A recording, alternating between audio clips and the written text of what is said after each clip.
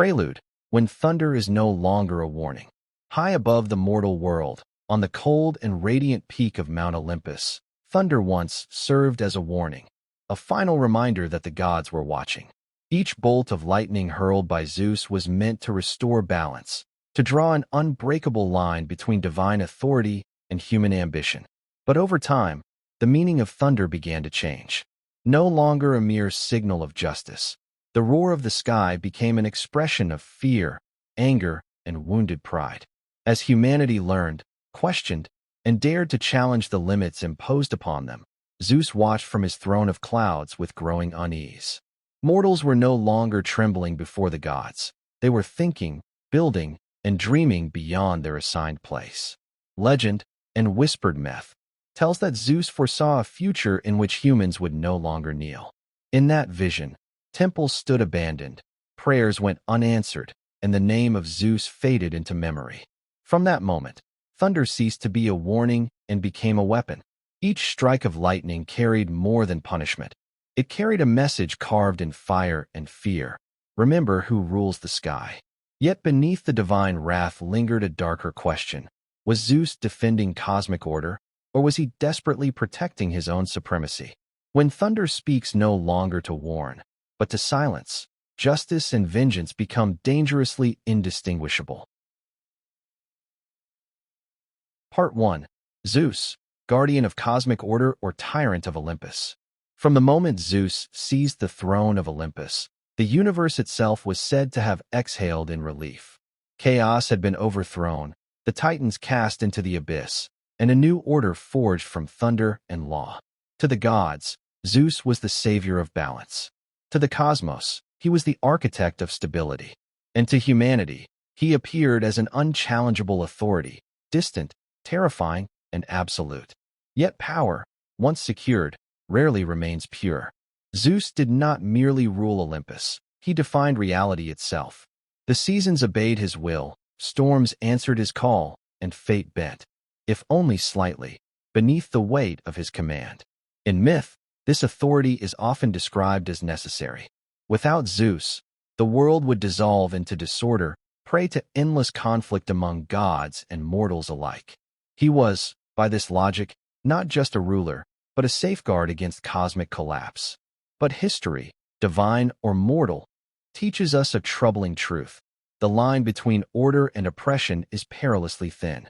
The birth of authority, from liberator to lawgiver. Zeus's rise was born from rebellion. He overthrew Cronus, a tyrant who devoured his own children to prevent prophecy from dethroning him. Zeus was the antithesis of such cruelty, or so the stories initially claim. He freed his siblings, rallied allies, and waged a cosmic war not for personal comfort, but for liberation. At least, that is how Olympus remembers it.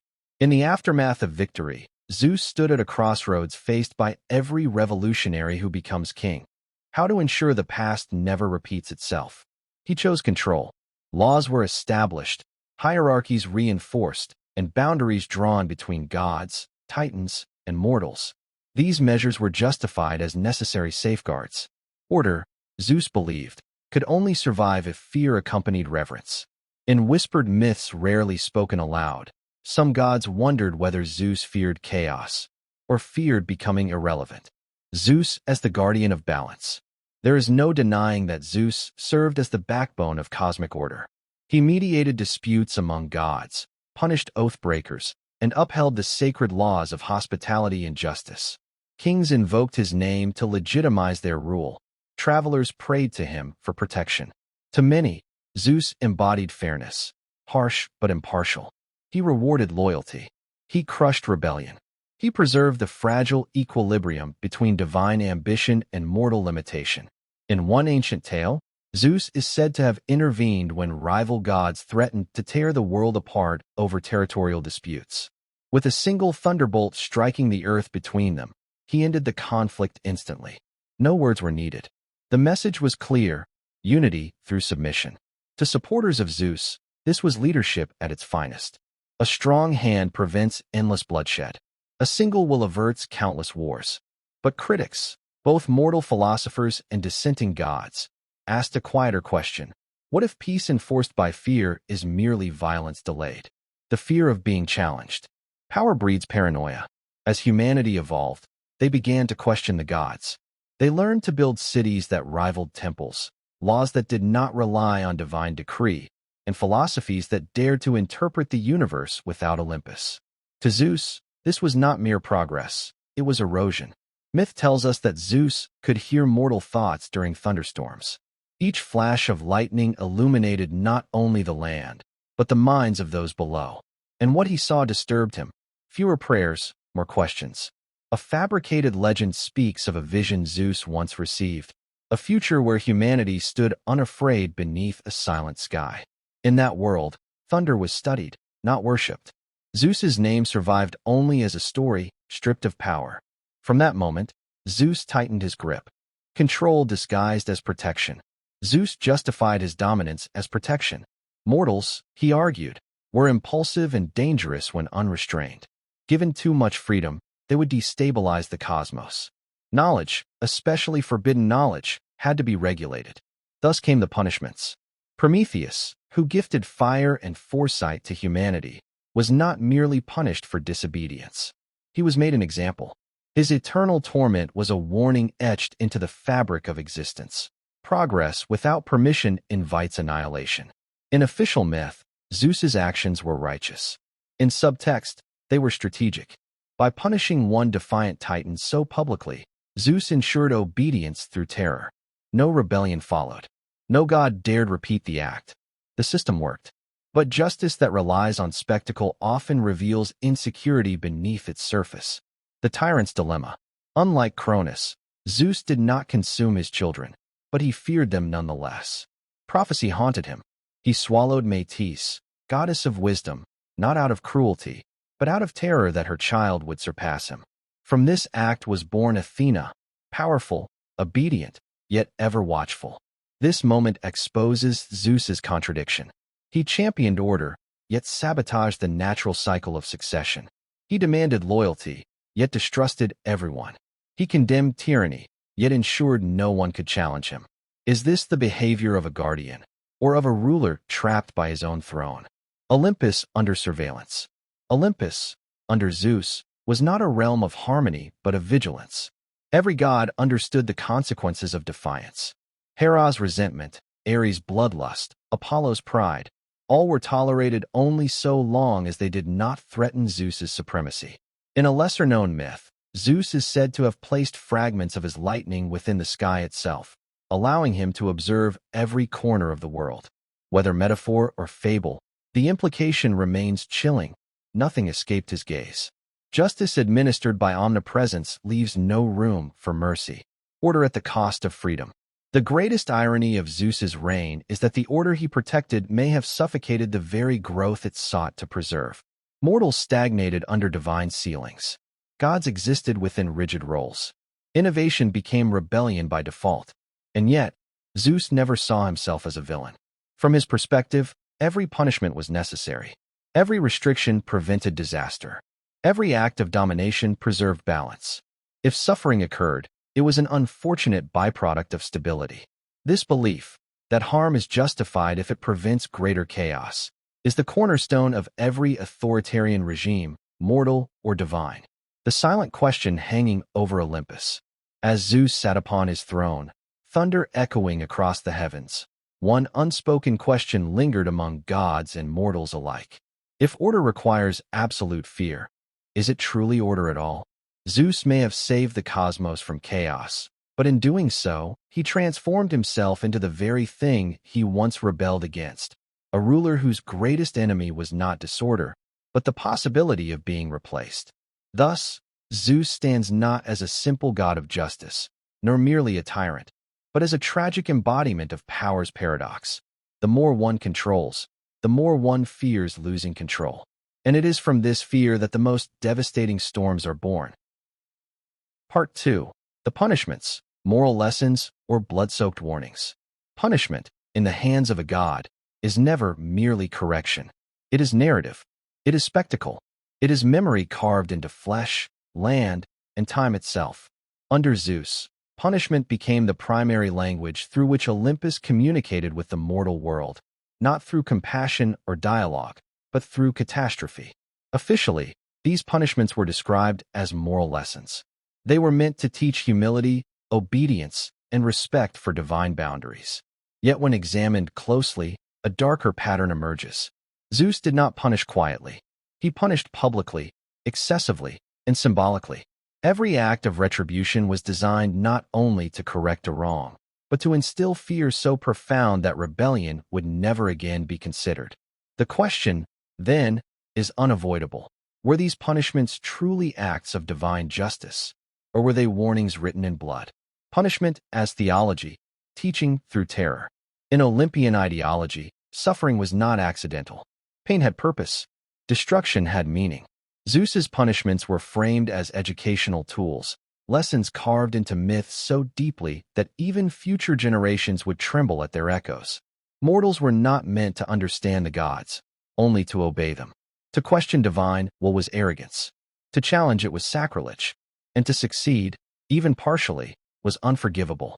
Thus, punishment became a sacred ritual. Each act followed an unspoken formula. A boundary is crossed. Zeus responds. The response is absolute. There was no proportionality, no appeals, no mercy. Zeus did not merely correct behavior. He erased examples.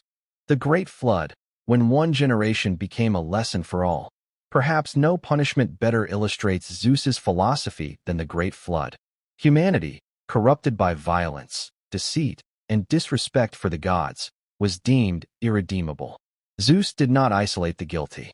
He did not reform society. He chose annihilation. The rain fell not as weather, but as judgment. Cities vanished beneath rising waters. Children clung to rooftops that dissolved beneath their hands. Prayers drowned alongside their speakers. And when the flood finally receded, an entire world had been erased, preserved only as a warning. Officially, the flood was necessary. Humanity had failed. Renewal required destruction. But buried within the myth is a chilling implication.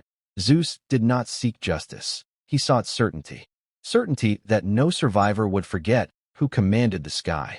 Certainty that fear would outlive memory. In a lesser-known fictionalized version of the tale, it is said that Zeus stood silently as the waters rose, gripping his lightning bolt not in rage, but in doubt. For a fleeting moment, thunder did not roar, it hesitated. Collective punishment and the death of innocence. One of the most troubling aspects of Zeus's punishments is their collective nature. Rarely did only the guilty suffer. Entire populations paid for the sins of a few. This raises a moral dilemma even the gods themselves struggled to reconcile.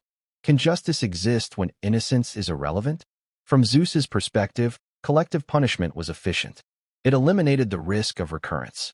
It turned entire cultures into cautionary tales. And most importantly, it discouraged sympathy for dissenters.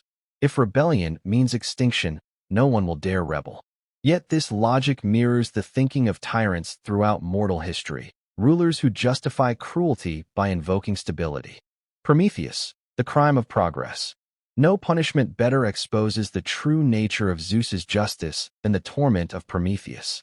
Prometheus did not steal fire out of malice. He did it out of compassion. Fire was more than warmth or light. It was knowledge, independence, the first step towards self-sufficiency. With fire, humanity no longer depended entirely on divine favor. This was the real crime. Zeus understood that knowledge breeds autonomy, and autonomy breeds challenge. Prometheus's act was not merely disobedience, it was revolutionary. Thus, his punishment had to be eternal. Chained to a desolate rock, Prometheus endured endless torment as an eagle devoured his liver each day, only for it to regenerate each night. The punishment was precise, symbolic, and deliberately cruel. It was not meant to kill him. It was meant to display the cost of defiance forever. Every scream carried on the wind served as a reminder. Compassion without permission is treason. Spectacle over justice. Zeus could have killed Prometheus instantly. He could have stripped him of power. Instead, he chose spectacle. This choice reveals something critical about Zeus's psychology. Justice seeks resolution. Spectacle seeks obedience. By making Prometheus's suffering endless and visible, Zeus transformed punishment into propaganda. The message was clear. Even the noblest intentions would be crushed if they threatened divine hierarchy. In whispered myths, it is said that some gods could not bear to watch. Athena turned away. Hephaestus, who forged the chains, was said to have wept as he worked. Even Zeus's allies felt unease. But none intervened. Fear is most effective when it is shared.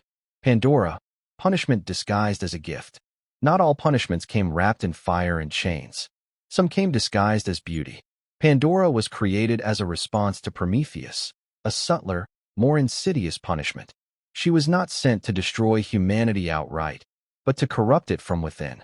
Gifted with curiosity, charm, and vulnerability, Pandora embodied contradiction. Her jar, often mistranslated as a box, contained suffering in every form: disease, sorrow, despair, madness. When she opened it, humanity did not die, it endured. This punishment was crueler in its own way.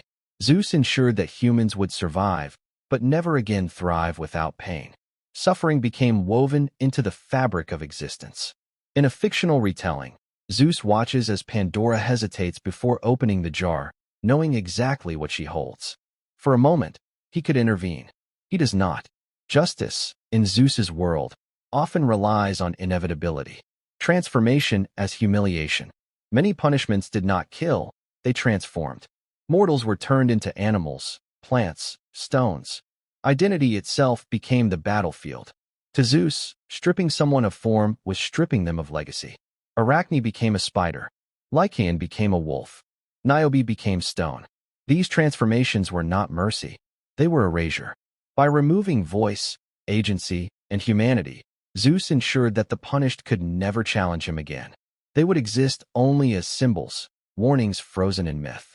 The emotional distance of divine judgment. Perhaps the most disturbing element of Zeus's punishments is his emotional distance. He did not rage blindly. He calculated. Each punishment fit a narrative purpose. Each consequence reinforced hierarchy. This calm cruelty suggests not passion, but policy. In one imagined myth, Zeus keeps a ledger, not of names, but of outcomes. He does not record suffering, only effectiveness. Did this punishment reduce dissent? Did it reinforce obedience? Did it strengthen order? If yes, it was justified. Justice without mercy. Mercy complicates power. Mercy invites interpretation. It suggests weakness. Zeus understood this instinctively. By removing mercy from justice, he made punishment predictable and therefore terrifying. Yet justice without mercy is indistinguishable from vengeance when viewed from below. Mortals did not see balance. They saw annihilation. They did not learn lessons. They learned fear. The gods who questioned, and the silence that followed. Not all gods agreed with Zeus. Some whispered doubts. Others questioned methods. But none openly challenged him. Why? Because punishment was not reserved for mortals. The fate of Prometheus was a reminder to the gods themselves. Zeus ruled Olympus not through consensus, but through consequence. Punishment as legacy. Zeus's punishments outlived him. They became stories told to children, warnings carved into culture, lessons passed down not as ethics, but as trauma. This may have been his greatest success, or his greatest failure. For when justice is remembered only as pain, it ceases to inspire respect. It inspires silence. The question that refuses to die: were these punishments moral lessons? Or were they blood-soaked warnings designed to preserve absolute power? Perhaps they were both. Zeus believed that order justified cruelty. That fear was a necessary foundation for stability. That suffering was acceptable if it prevented chaos. But history, divine and mortal, suggests otherwise. Punishment without compassion does not teach morality. It teaches submission. And submission is not justice. It is control. Part 3. Divine Justice, or the Fury of a Challenged God. At the heart of Zeus's reign lies a question so dangerous that even the gods rarely dared to speak it aloud. Where does justice end, and where does rage begin? For centuries, Olympus answered this question with thunder. But thunder, no matter how loud, cannot silence doubt forever. Justice, in its purest form, seeks balance. It restores harmony where disorder has taken root. It corrects without annihilating, disciplines without erasing dignity. Yet what Zeus practiced often resembled something far more volatile, a force driven not by equilibrium, but by wounded authority. To understand Zeus's justice, one must first confront an uncomfortable possibility that the greatest god of Olympus was not motivated solely by order, but by fear, fear of being defied, surpassed, or forgotten. The invention of divine justice. Zeus did not inherit justice. He created it. Before Zeus, the cosmos was ruled by brute force. Cronus devoured his children not because it was just, but because it was effective. Zeus overthrew this tyranny and promised a new era, one governed by law rather than hunger, by structure rather than chaos. But the laws Zeus established were inseparable from his authority. Justice was not an independent principle. It was an extension of his will. This distinction is crucial. When justice depends entirely on a single ruler, it ceases to be justice. It becomes decree. In Olympus, there was no higher court to which Zeus answered, no standard beyond his own judgment. What he declared just became just, retroactively, absolutely, unquestionable. This is the foundation upon which divine justice stood, not morality, but supremacy. When justice cannot be questioned, true justice survives scrutiny. Zeus's justice did not. Every attempt to question his decisions was framed as rebellion. Every doubt became an insult. Every alternative interpretation of order was treated as existential threat. This intolerance reveals the fragile core of Zeus's rule. A god confident in justice does not fear debate. A god who equates justice with obedience does. In a fictionalized myth, Themis, goddess of divine law, once asked Zeus whether punishment must always be absolute. Zeus did not answer. Instead, thunder rolled across Olympus, ending the conversation. From that day on, Themis spoke less. The psychology of the challenged ruler. Zeus's fury was not random. It followed a pattern. He reacted most violently not to cruelty, nor to chaos, but to defiance. Cruel kings who honored Zeus were tolerated. Violent gods who obeyed him were forgiven. But those who challenged his authority, even for noble reasons, were destroyed. This reveals the emotional engine behind his justice. Zeus could endure suffering. He could endure disorder. But he could not endure disobedience. To be challenged was to be diminished. To be questioned was to risk irrelevance. And irrelevance, to an immortal ruler, is the closest thing to death. Justice as self-preservation. Viewed through this lens, Zeus's punishments take on a new meaning. They were not merely responses to wrongdoing. They were acts of self-preservation. Every flood, every transformation, every eternal torment reinforced a single message. Zeus is inevitable. In one imagined vision, Zeus looks into the future and sees a world without gods, not destroyed, but evolved. Humanity governs itself. Thunder is understood. Olympus is silent. This future terrifies him more than chaos ever could. Chaos can be defeated. Obsolescence cannot. Thus, justice became a weapon to freeze the world in a state where Zeus remained necessary. The gods as subjects, not equals. Though Zeus ruled among gods, he did not rule with them. Olympus functioned less as a council and more as a court. The other gods were powerful, immortal, and revered, yet always subordinate. They were allowed autonomy only within limits Zeus defined. Hera could rage, but not revolt. Ares could wage war, but not question command. Athena could reason, but not decide. Even the gods lived under conditional freedom. This hierarchy undermines the notion of divine justice. Justice implies equality before law. Olympus had none. There was only rank. The illusion of moral authority. Zeus often justified his actions by invoking morality, punishing hubris, defending sacred order, protecting cosmic balance. Yet his own behavior frequently violated these principles. He punished betrayal, yet betrayed others. He condemned excess, yet indulged endlessly. He demanded loyalty, yet trusted no one. This hypocrisy eroded the moral foundation of his justice. If the judge is exempt from the law is merely theater. The silence of the victims. One of the most telling aspects of Zeus's justice is whose voices are absent. The punished do not speak. The annihilated do not testify. The transformed cannot protest. Justice without testimony is indistinguishable from domination. Zeus never asked mortals why they erred. He never sought understanding. He pronounced judgment from above, distant and irreversible. This distance insulated him from empathy, and empathy is the final barrier between justice and cruelty. Fear as a substitute for legitimacy. Zeus's rule endured not because it was loved, but because it was feared. Fear creates compliance. Compliance creates stability. Stability masquerades as justice. But fear decays legitimacy from within. The more Zeus relied on terror, the less genuine reverence remained. Worship became survival. Prayer became insurance. This transformation marks the death of moral authority. The tragic irony of Zeus. Zeus believed himself to be the guardian of order. In truth, he became its greatest obstacle. By suppressing change, he prevented growth. By punishing curiosity, he stalled evolution. By equating obedience with virtue, he hollowed morality. He saved the cosmos from chaos, but at the cost of its future. This is Zeus's tragedy. Not that he was cruel, not that he was unjust, but that he could not imagine a world where justice existed without him. Divine justice versus human justice. Unlike divine justice, human justice evolved. It learned, slowly, painfully, that punishment alone cannot sustain order. That law must be separate from rulers. That power must answer to principle. In this way, humanity surpassed the gods. Perhaps this was Zeus's greatest fear all along. The final question: was Zeus a god of justice? Or was he a ruler who used justice as armor against his own insecurity? The answer may be both. Zeus embodied the paradox of absolute power, the belief that only he could maintain order, and the terror that without him, order would thrive anyway. In the end, Zeus did not fail because he was challenged. He failed because he could not tolerate being challenged. And that, more than any thunderbolt, reveals the true nature of his justice. Epilogue: when the sky falls silent.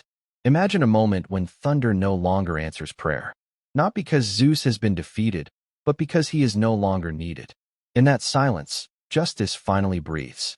Not imposed, not enforced, but shared. And perhaps, somewhere in the fading echoes of Olympus, even Zeus understands, too late, that true justice does not fear being questioned. It welcomes it. Conclusion: when even thunder must face the question. In the end, Zeus stands not only as the god of thunder, but as a mirror held up to power itself. His lightning shaped the sky, his judgments shaped civilizations, and his punishments carved fear into the memory of the world. Yet beyond the roar of thunder and the spectacle of divine authority, a question remains, one that no amount of power can silence. When justice is enforced through fear, does it remain justice, or does it become domination disguised as order? Zeus believed that stability required absolute control, that mercy invited chaos, and that questioning authority threatened the balance of the cosmos.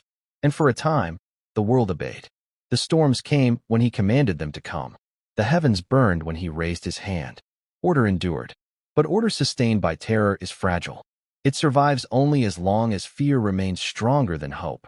Once fear fades, once minds awaken and voices rise, thunder loses its power to rule. Perhaps Zeus was never simply cruel, nor purely just. Perhaps he was a ruler trapped by the very authority he wielded, unable to imagine a world where justice could exist without his command. In defending order, he blurred the line between protection and punishment, between law and vengeance. And so the final question echoes beyond Olympus, beyond myth, beyond time itself. Is true justice the power to strike, or the wisdom to listen? When even thunder must confront that question, the sky no longer trembles, it waits. Chapter 3: The Gods Who Doubted. Internal rebellion on Olympus. Rebellion against Zeus did not always come from monsters or ancient beings. The most dangerous opposition emerged from within Olympus itself. These were not enemies driven by brute force or raw ambition, but gods who believed they understood justice better than the king of gods. Doubt, among immortals, is a far subtler threat than violence. Gods who questioned Zeus rarely challenged his strength. They challenged his judgment. They whispered of excess, cruelty, imbalance. They spoke of mercy, reform, shared authority. In doing so, they revealed a fundamental misunderstanding of Zeus' rule. Olympus was not a council, it was a hierarchy. Zeus tolerated dissent, but he never allowed it to organize. The illusion of debate. In mythological and fictional expansions, Olympus often appears as a place of discussion and argument. Gods quarrel, criticize, and protest. This creates the illusion that Zeus' authority is flexible. It is not. Zeus permits debate because debate creates the appearance of freedom. But discussion without consequence is not power, it is containment. By allowing gods to speak, Zeus identifies who questions him, who hesitates, and who might one day act. Those who crossed from doubt into defiance were never punished immediately. Zeus understood that open retaliation would fracture Olympus and create martyrs. Instead, he dismantled opposition invisibly. Punishment without spectacle. Internal rebels were not struck down by lightning. They were diminished.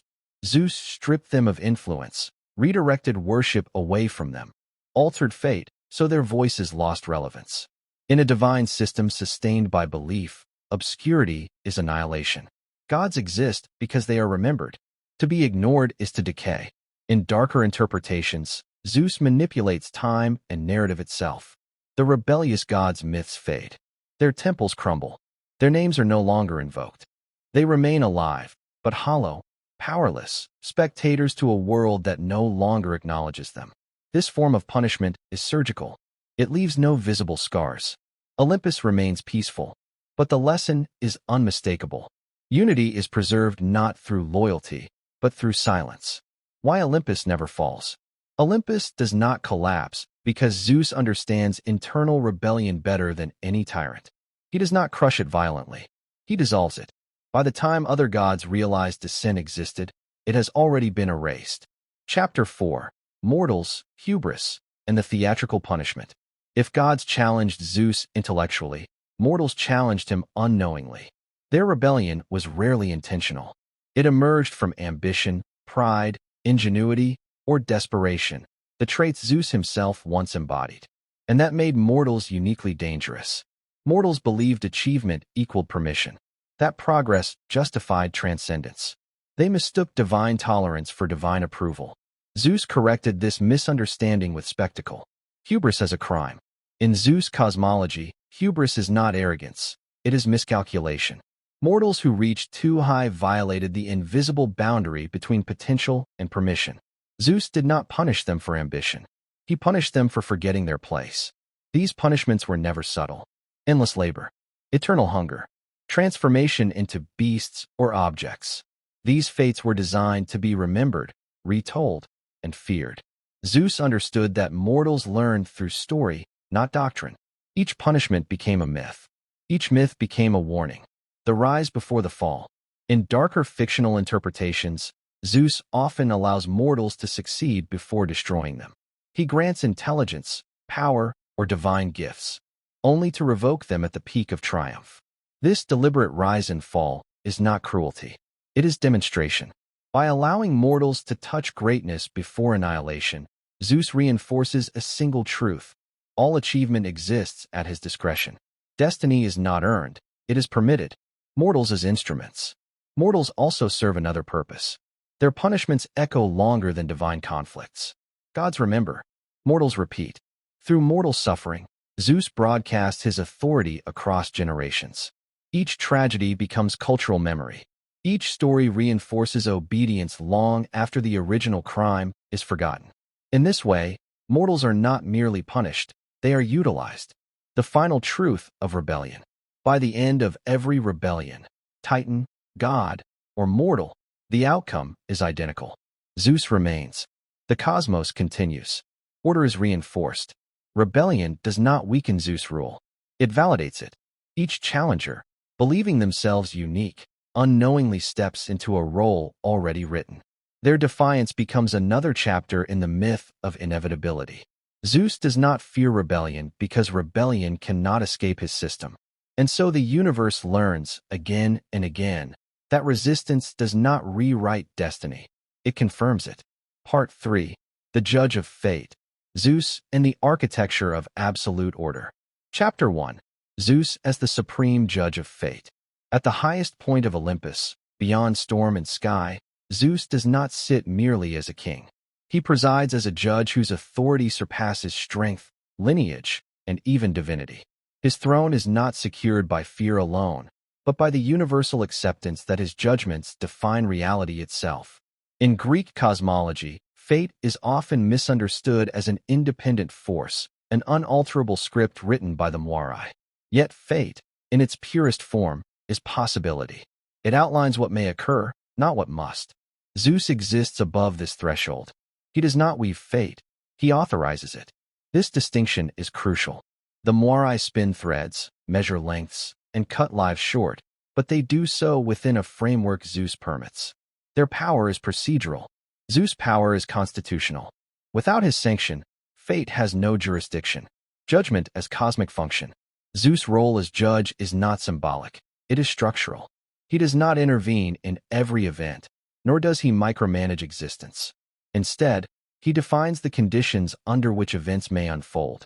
When those conditions are violated, judgment becomes inevitable. In darker mythological interpretations, Zeus' judgments resemble laws of physics rather than moral decrees. They do not express anger, they express correction. When balance is disrupted, Zeus restores it by removing the disruptive element, whether that element is Titan, God, or mortal. This is why his punishments feel absolute. They are not reactions. They are resolutions. The authority to decide endings. Every being in the cosmos may begin a story. Only Zeus decides when it ends.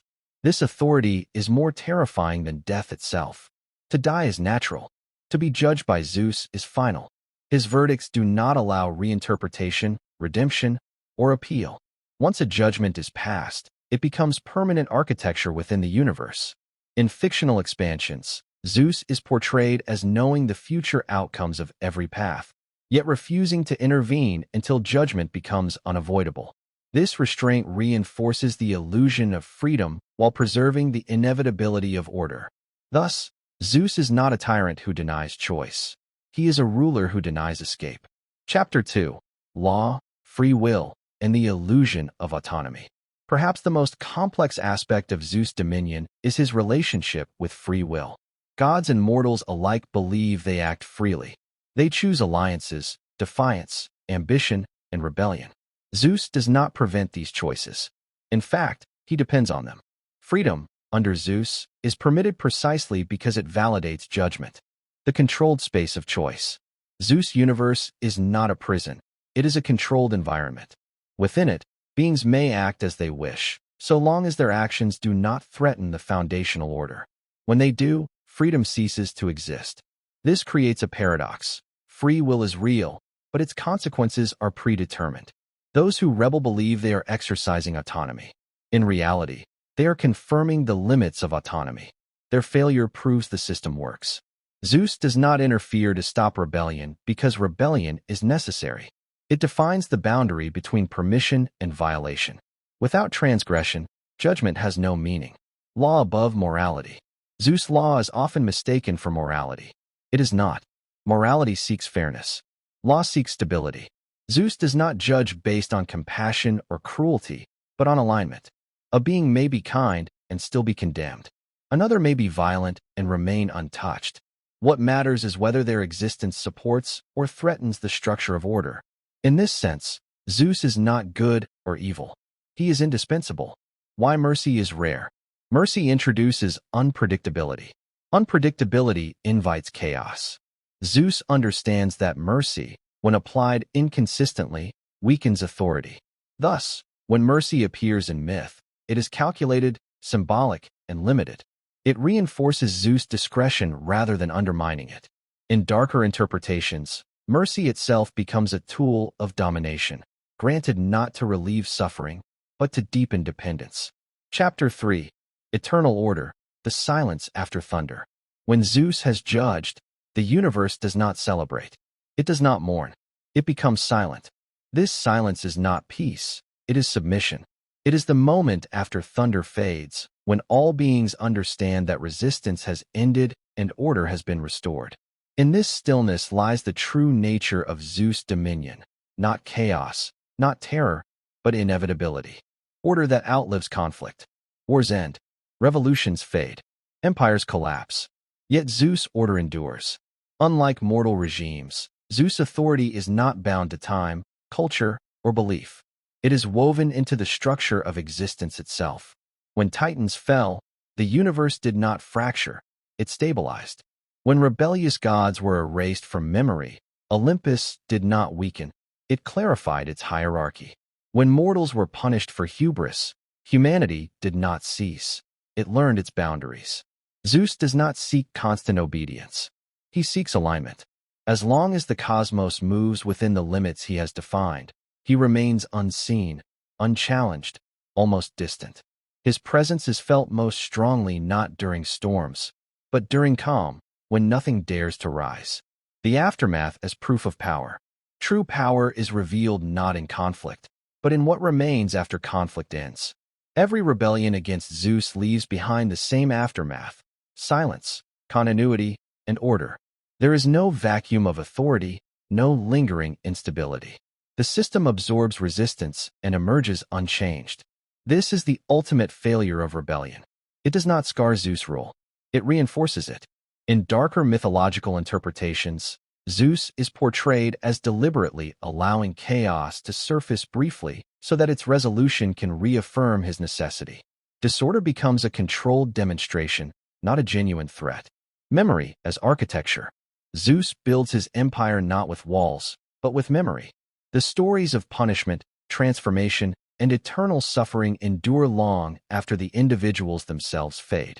These myths do not glorify the fallen, they diminish them.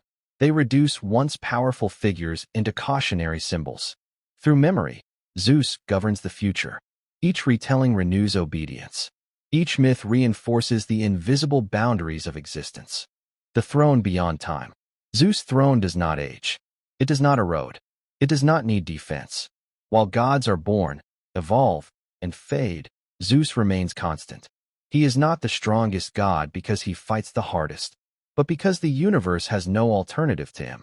His removal would not create freedom, it would create collapse. In philosophical interpretations, Zeus becomes less a character and more a principle, the final limit against which all possibility is measured. The final silence. After thunder, there is no argument. Those who survive Zeus' judgment do not speak of justice or injustice. They speak of reality. They accept that the universe has rules, and that those rules are enforced without emotion. This acceptance is the final stage of Zeus' rule. Not fear, not worship, but understanding. Conclusion: the unchallenged horizon. At the edge of all stories, Zeus remains. He does not chase rebellion. He does not seek love. He does not demand devotion. He simply exists, unchallenged, unquestioned, unavoidable. And so long as the sky still answers to thunder, one truth remains eternal. Zeus does not merely rule the cosmos. He defines the limits beyond which existence cannot go. Conclusion: the unbreakable dominion of Zeus. In the end, all stories within the cosmos return to the same truth: Zeus remains. Titans may rise and fall, gods may question and resist, and mortals may dream beyond their limits. But none can escape the structure Zeus has imposed upon existence. His power is not sustained by constant violence, but by inevitability. He does not need to prove himself again, because every failed rebellion has already done so in his place. Zeus rules not as a fleeting conqueror, but as the enduring axis of order. His judgments, whether delivered through thunder, curse, or silence, reshape destiny itself. They leave no room for appeal, only acceptance. Even fate, woven by the hands of the Moirai, operates within boundaries he allows.